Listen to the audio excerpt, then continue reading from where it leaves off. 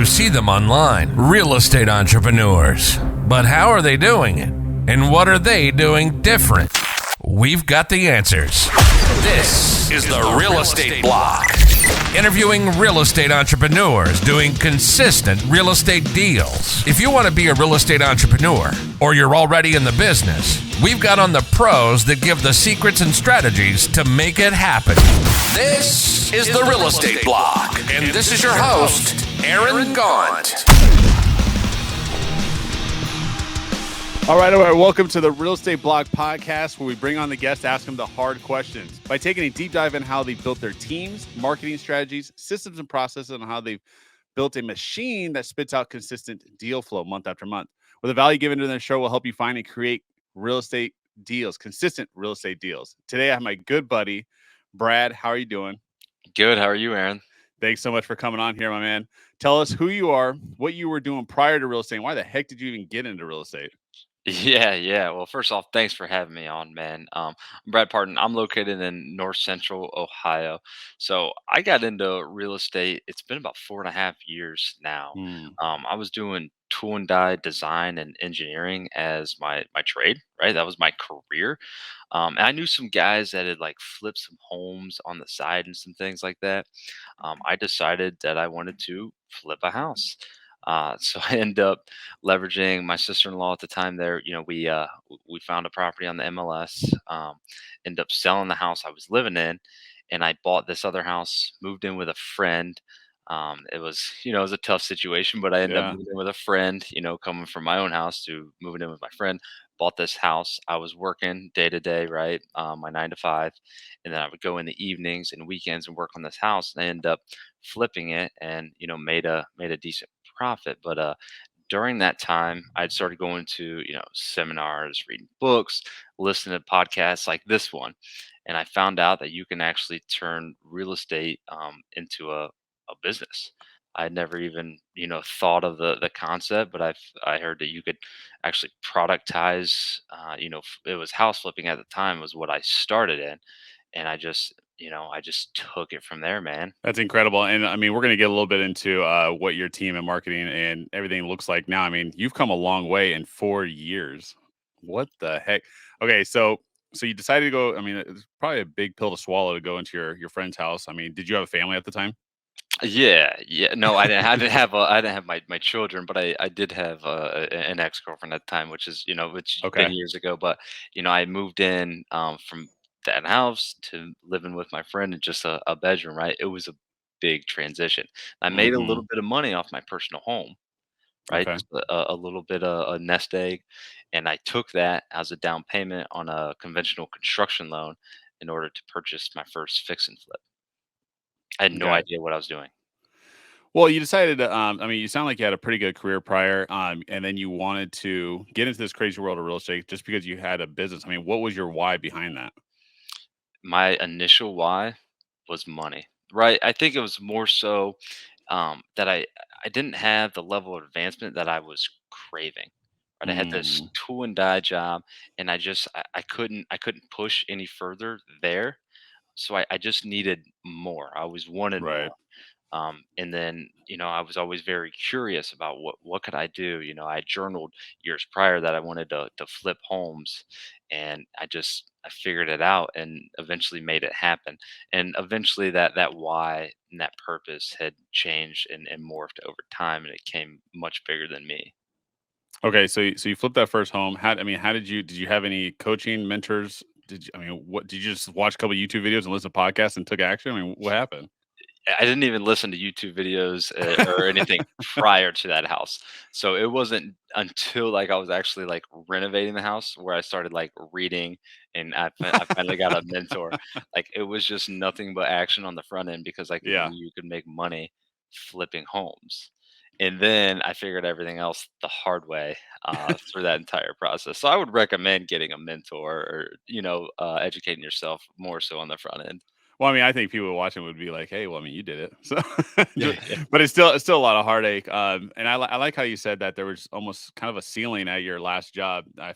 When I was at the fire department, that was kind of the same thing. As I looked at the chief, and I said, "That's like the highest I could go to." and then I try to replace myself, right? What do I think my life will look like if I sit in that position? And I was like, what, just a little bit extra pay and more responsibilities and more headache? I was like, nah, I'm okay. Yeah, yeah, I get it, man. I worked at that job for 7 years. It was like right out of high school, and I did an apprenticeship. And some of the guys, above me now, they're good guys and whatnot, but they weren't any smarter than me. They weren't more disciplined than me. They didn't work harder than me, right? So I knew I could get to that level eventually, but there was still just so much more out there. So I Hmm. stayed curious. Let me ask you this. So you do this first deal, you living at your buddy's house, you do this flip, you make some money. What happens next? So I got a mentor. Okay. Who is So that? his name's Gary Cassidy. He's actually local to my market. Okay. Um, anyhow, so I got him as a mentor because I started going to RIAs, right? Local meetup events, real estate investing meetups, and I met him there. And he's saying all these things. I'm listening to him. I'm like, hey man, he didn't even run a mentorship at the time. I just went to him. I'm like, I want to grow this thing. What do I need to do? And he's like, well, here's what we can do, and we put it together. From there, I started buying more properties for buy and hold. I started doing more fix and flips. And I just slowly scaled. I ended up meeting a business partner in late of 2019. We did a lot of properties, fix and flips, wholesales, apartment buildings together, and then we end up. I think it was early 21 or late 2020. So about it was close to 2 years with him. Um, he's a real estate agent, and I was sort of wholesaling on the side. It wasn't very I guess traditional. We weren't that aligned and such, so I end up just having a split with him. But we kept our Hmm. portfolio. Still one of my best friends to this day. Our Wow. portfolio stabilized, and I started my own company. There you go. There you go. And so you do it. I mean, we really just. I mean, that's a real big overview of like, yeah, we're doing flips, buying. Da, da, da. So how did we get from that one deal? Because this is what I always like to talk about. This is my favorite question in every show. Is we all go through that. You know, we get through our first deal phase, right? Hey, it's proof of concept, great. And then obviously the guys who I have on my show are doing consistent deal flows. But then there's this middle ground where you get a deal here and there. It starts trickling, a month, and then maybe you don't get a deal for a month, and then you get a deal. What broke you through to, like, if you gave somebody advice to get from first deal to consistent deal flow, what was that? What does that look like? To be marketing, right? Okay. I never had any consistent marketing in place until you know what, that would have been 3 years ago now. Yeah, I didn't have any consistent marketing in place. So I started doing consistent marketing, right? Hmm. Where we were starting to drop mail regularly, buying deals from wholesalers. It's almost this psychological piece too of keeping your pipeline full, Right. right? So there's always a mental piece to it. If you know you have one ongoing, if you're trying to just do one deal a month and you have one ongoing, well, you need to know the next month that you have to find a deal. So you're going to put yourself in a position, whatever way possible, to find that deal. But I think the biggest key indicator was definitely having consistent marketing because that's what brings in the deals. Gotcha. One thing that really was a eye opener when we first met and shook hands, and you told me that how much you had in your portfolio.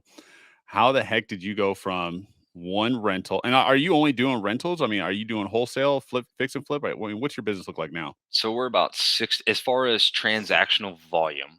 Right. 60% would be wholesale. Okay. 20% would be buy and hold, and another 20% would be retail, fix and flip, or wholesales too. Gotcha. Are you just focused on like single family? You get in multifamily? Yeah, Commer- so my bread and butter are 1 to 4 units, but I have a lot of multifamily too. But my bread and butter is 1 to 4s. Gotcha. Gotcha. What are you going to be focused on here in 2023? Are you going to looking to keep building your portfolio huge, or are you looking to get in more transactional stuff? Yeah, I wouldn't mind having 1 or 2 more large apartment acquisitions. I sort of just keep those ongoing now. But other than that, the 1 to 4s again, we crank a lot of those out here. Awesome, awesome. So, Brad, let me ask you this: what does your team look like now to get all that deal flow? Yeah, so we have an external ops manager. We have external ISAs. So we have several of those. They're actually out of PA. They're domestic. I have an in-house office manager, an Mhm. in-house administrative assistant, and I have an in-house full-time cold caller. In-house cold caller. Are you the one? Are you like the only sales guy? I am. So, we've had other acquisition reps, but some of them just haven't worked out for whatever reason. So actually, we're hiring again for another acquisition rep. So yes, I still do all of the appointments, and it's actually something I enjoy doing. Mhm. When you're sitting down in an appointment, I mean, what are you looking for, and how are you qualifying to go on that appointment? And what I'm trying to really get at of you is how do I become a because I think what a lot of people look up to Brad for is the portfolio, right? You have this. I mean, how many units do you have now, or would you call it doors? 260 something, maybe 270, somewhere in there. Incredible, right? And I mean, so how did you get the volume? I mean, did you have to raise private money? I mean, what would be the secret to get that many doors in your portfolio? Yeah, I'm glad you asked this question. So if we back up a little bit, when Mhm. I first got into real estate, my original mentor, how I previously mentioned Gary, he started me right away raising private capital. So he actually did seminars across the country to teach people how to raise private money. There we So I go. was very fortunate in that realm because there's a lot of guys that come to me that just don't understand how to raise private money or where to find private money. So I was very fortunate in that regard. So yeah, when we're taking down large apartment acquisitions, we're usually pairing private money or the equity with some bridge debt or bridge loan financing. We pair the two together, and it's strictly like a Burr model, similar that you would do single family residential. It's just commercial is just based on the income approach. So your underwriting just looks a little bit differently. It's usually a 2-year business plan where we're going in, we're renovating the property in phases, we're stabilizing, at market rent. And then based on the new income approach, right, we'll refinance that property at a premium value and we'll cash the investors out. They get the preferred return while their capital is in place and the equity stays in perpetuity. Gotcha. Now, are you only buying in your backyard? Are you buying in other states? I'm only buying in Ohio. So I'm buying, my furthest acquisitions or my apartment buildings, I should say, are about just north of an hour from me. So not too far. Now, I'm in California. Our medium house price is, geez, like 500,000, right? I like Wow. that. So, when you're buying property, what's your medium house price, and what's kind of like your buy box? Oh, wow, man. So I'm in North Central Ohio. We're talking, it's a sub market off of like a sub market, right? So my house prices are pretty, like, I would consider them very depressed considering what you're saying. Well, We're, because like we're sorry to cut you off here because no, you're fine. we're starting to do PPC nationwide right now, and it's so mind blowing the properties that we're locking up. I mean, like the properties that we're locking up is as much as a lot of times are EMD, right? So Yep. Yeah, no, that would be relevant to the home pricing here. So okay, we're buying properties. I mean, I bought one the other day. It was 5,000. Now that one's worth 120, but again, I bought at 5,000. So incredible, I would say an average is probably like 20,000 to 80, right in that range right, is my average acquisition for a small 1 to 4 unit in my local and surrounding counties. And again, those are my bread and butter. We right. can we can pump 10 of those out a month, not a problem. That's awesome. And when you say pump 10 of those out, are you talking about buying them and putting in your portfolio, or are you talking about doing just transactions or all together?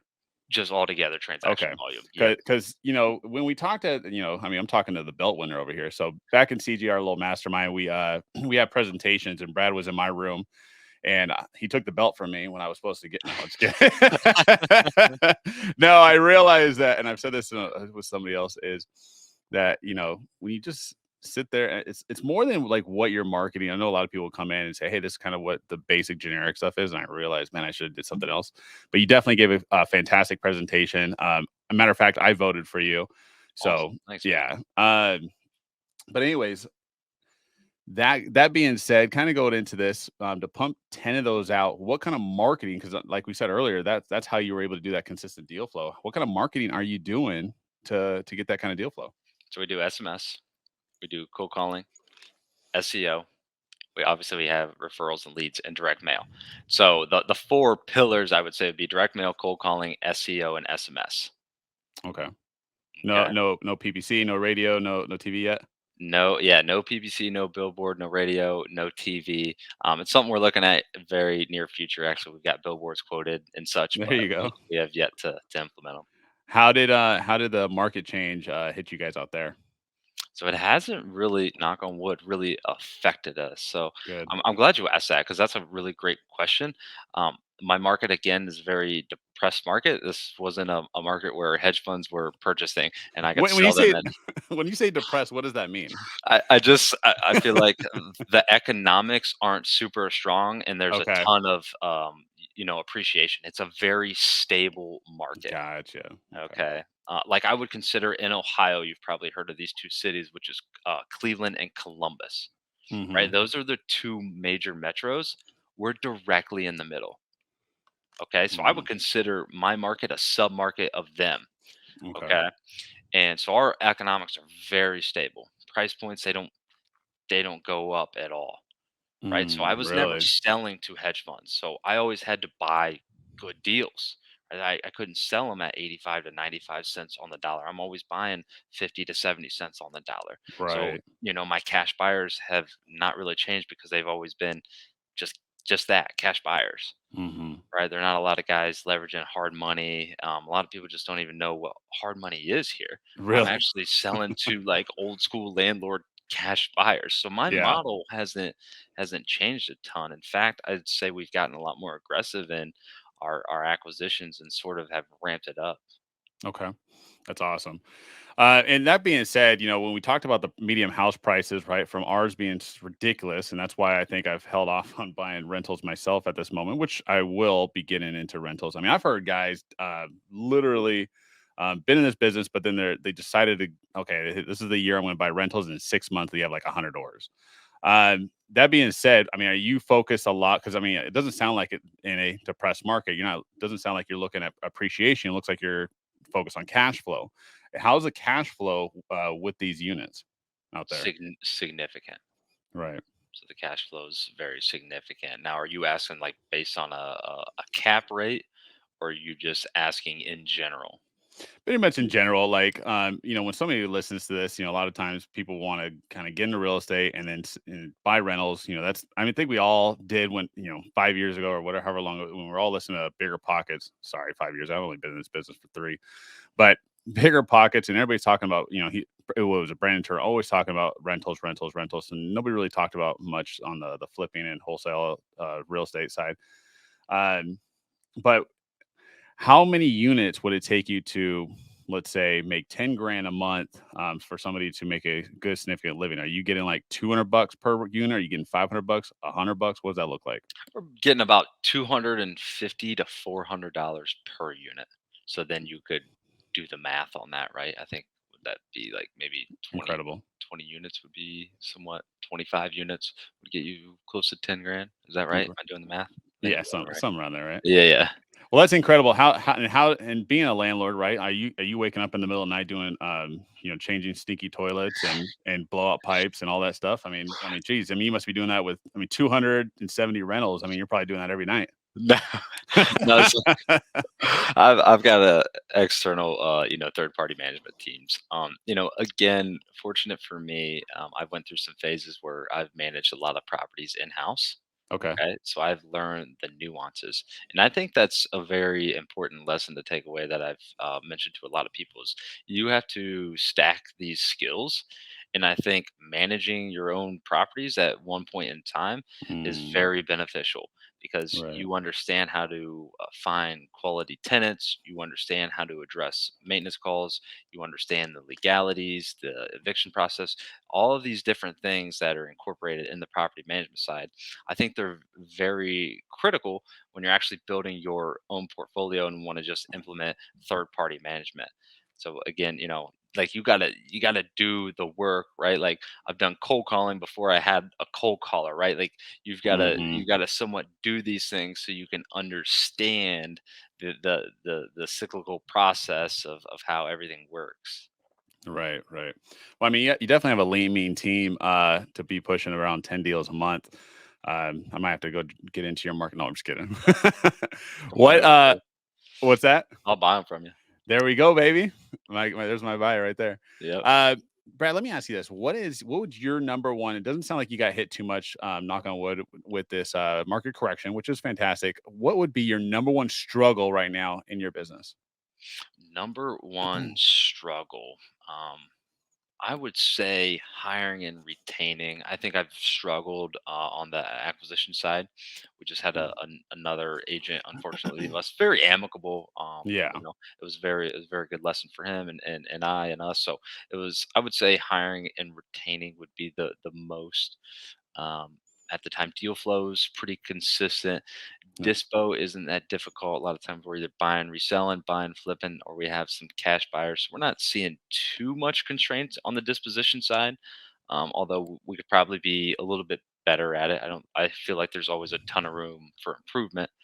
But For sure. I think that would be my answer. And again, we have been still affected by the market. And I'll tell you how. Some of our apartment acquisitions, right? The debt service coverage has changed, if that makes sense. So when you're trying to get a takeout, cash out, refinance on the back end, when you're trying to refinance a Right. apartment building, some of the debt service has due to the increase due to a large loan amount and the increase of interest rates, they have to lower the loan amounts, right? Okay.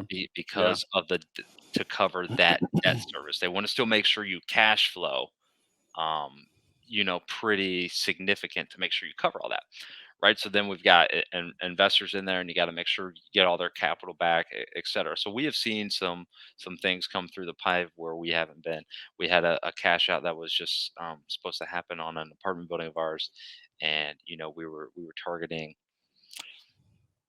maybe a $275,000 cash out roughly, and then Wow. at the last minute the lender bumped it down sub 175 of that, so just another Wow. 100. Yeah. So things have affected us due to the interest rates For sure. again, but I was selling to hedge funds out in Phoenix, so I could see how people are super affected that way. No, 100%. What is your are you strictly marketing to apartment buildings? And are you the only one going in on these, or are you partnering with people on these apartment buildings? Great question.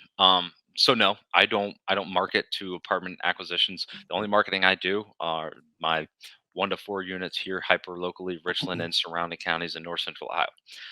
How I find my apartment buildings is I have direct broker relationships. Okay. So when I say that, I'm talking commercial, residential, apartment building brokers.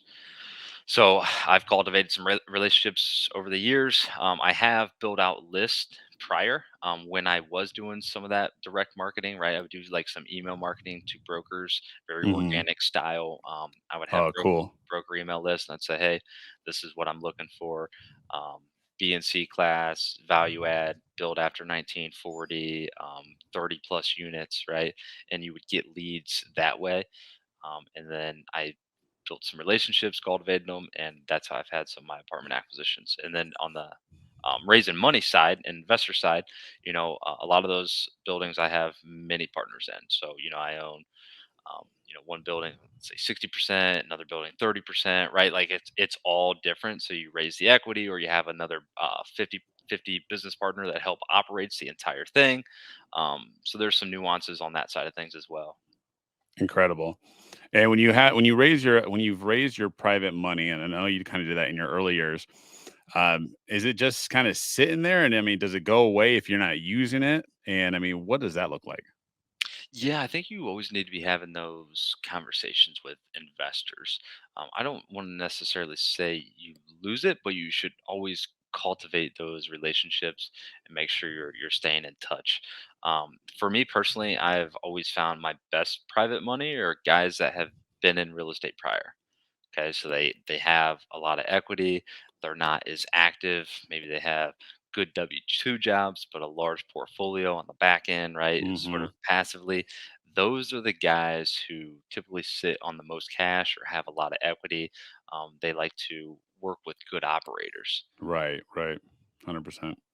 Well, Brad, one thing we did when we first met, we met at the last meeting at CG, and in our room, one thing I loved what Leon did is he had it all broken up into different groups, and we all kind of had deeper conversations. I know Leon, one thing close to his heart was making sure that everybody is going to get through this downturn, dominated the downturn, right?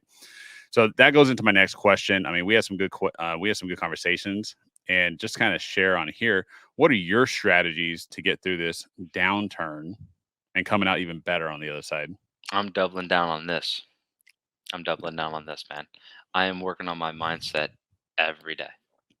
Okay. Podcasts, books, who I associate myself with. I'm cultivating that, and I'm working on that daily. I don't allow any negative influences like in my life at all. I just don't. I work on myself physically, financially, emotionally. I work on myself. That's how I sort of protect that. That's the only way you can, in my opinion. Um, s- 100%. so I'm doubling, tripling, quadrupling down on my mindset, man. So so how are you doing that? How are you doubling down on your mindset? I mean, what books are you reading? What are you doing on your day to day? I mean, are you cutting people off? What does that look like?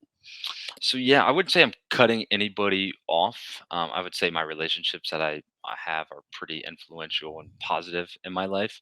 But would say how I'm talking with people, I'm being very aware. Yes, I Mhm. read a lot of books in regards to mindset. Right, I'm listening to a lot of YouTube when I get the chance.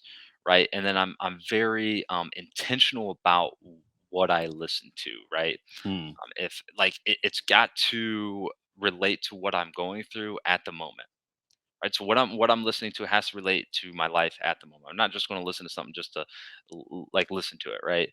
Right. It's got to be very relative to what I'm seeking, right? I've read all the Jim Collins books in the past like 4 months, and I would Hmm. highly recommend that because they're super relevant to everything that's going on. Hmm. Built to Last. What's the other one? Great by Choice. Um, How the Mighty Fall. How the Mighty Fall is fantastic. I'm listening to Outwitting the Devil right now by was it Napoleon Mm. Hill. So like a lot of those things, man. I'm very intentional about what I'm consuming. Right. Oh no, very, very true. It really is. But what's between your ears, right? Our mindset can get really messed up, especially as business owners. We had even this past month, so we had this huge deal that personally, as a business owner, I was excited about for because it was going to pay a lot of our people on our team. Um, and just blew up because title, or actually, no, the specific one I'm thinking of, they lost it to auction. So, but it was a huge beat up, and it's a lot of times it wasn't even like it's not even something I cared about much coming into my pocket, but it was more of like I wanted to make sure my team was good. But what I did is I had to make sure I was working on myself, right, making sure my mind was right, and then getting right back up and say, all right, let's keep it going, let's keep those deals flowing. So, 100%. Yeah. Uh, Brad, let me ask you this. I mean, that kind of goes right into my next question. If you got to, so the question reads, what have you read or listened to that just inspired you recently, and what would be like that number one thing to, give advice to somebody to inspire them? That book, it's either Greater by Choice or Great by Choice by Jim Collins. But anyhow, it talks in there about productive paranoia. And Okay. and last year, I was actually relatively aggressive, right, on the front end. I think last December, roughly a year ago, I bought a 14 unit, and then I bought a 46 unit, and then Oh I bought a wow. portfolio, and then I bought a 42 unit. So I had all of these things going on, right? And I wasn't operating, at least I felt like I wasn't operating from a place of productive paranoia after I read that book. I was being Mhm. very hyper aggressive on my acquisitions, right? And that might have been just kind of, moving with the market, right? Being super aggressive, right? But now, after reading that, I think I operate from a better place, and Mhm. I'm underwriting a little bit differently. I'm being a little more cautious, right? So I think that book, if you guys haven't read it, would be pretty fantastic. Awesome. I'm not gonna get super into it, but one thing that you did kind of share with us some things that were a struggle. How have you overcome those challenges since the last time we spoke? So yeah, I think I probably mentioned some different struggles that we've had on acquisitions and exiting acquisitions, etc. Hmm. Being resourceful. Good. So and that can be. I know that's a very like broad answer, but that can relate to a lot of things for a lot of people. Is when you're struggling, you need to be resourceful instead of kind of hunkering down. You need to be sort of aggressive and resourceful and reach out to your network, and find those resources that can help you into what you're dealing with at the time, whether it be a banking institution, whether it be a private lender, whether it be a mentor, whether it be your employees, right? You just got to be resourceful, okay? And that can relate to a lot of different things. Awesome. So one thing when I gave my presentation was, and one thing one of my asked, so we still have some time here left. And at the end of my presentation, what I asked, hey, how do I kind of get started in buying rentals? Now, again, for me, buying rentals is I guess more fearful because we're in this market that doesn't seem like there's a bunch of cash flow property. I mean, you're pretty much going to buy the property for almost appreciation, right? We see a lot of appreciation here in California, but what would be the advice that you would give me? Hey, buddy to buddy, and kind of going right at because you were one of the people that raised your hand saying, "Hey, Aaron, I'll help you buy rentals." What would be your number one advice to me on this show to start buying rental properties? I would suggest to buy them from me. like I'm being very serious, right? Like a lot of Hmm. times we're buying properties and it's probably market specific, but we're buying properties at, let's say, 30,000 that are worth 90, like consistently. Right. We're buying them for 30, putting 20 into them, and we're refinancing them, and then we're pulling money out on the cash out, right? Well, after we refinance them, the bank gives us 75% of that 90, right? Just back into those numbers, we get equity proceeds, and then we get all of our cash back. But I would say everything happens on the front end, so you have to buy right. Exactly. 100%. That's Bottom, why. you have to Yeah. buy right. 100%. Because I had somebody approach me too saying, "Hey, you should, you should buy my rentals off me and et cetera." Right. But in my mind, I thought, hey, I should probably more go direct to seller because I need to buy at a discount, right? I need to buy right, so I could pull out. So basically, what I'm hearing is really master that burr method because what I'm going to start doing most likely is I'm trying to figure out and look into a market and just dominate that market and into rentals, right? I've had sort of a few people on the show where they have rentals in other markets. They live here in California. They buy rentals elsewhere. Um, Now you probably own rentals, not necessarily just in your backyard. What is it like to own rentals outside of your state, or let's say not in your backyard? I mean, is that scary, or should I be expecting to go to that, or should I just have people managing in that area? Yeah, so you should just have good third party management. And again, it goes back to you should learn how to manage one or two on your own, Right. and then you understand the nuances of management. So if you have a good property manager and you're holding them accountable, see, when we're doing our apartment acquisitions, we're a little more hands-on operators. But if you're buying out of state, right, from California to Ohio, right, like that's a long distance. So Hmm. you have to have a property manager in place and just make sure that they're doing their job, keeping the place leased up, giving you reports or whatever you need. There you go. I had this piece of advice is they say buy somewhere where you would like to visit. So like if every once in a while go visit. So my idea was I think Tennessee would be a fantastic place to go visit.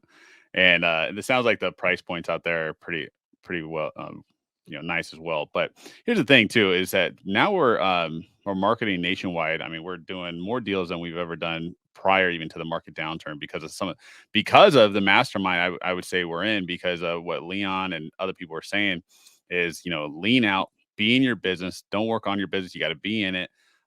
Make a couple changes. Me and my wife sat down and really cut a bunch of costs. And I mean, now contracts are just flying in, right?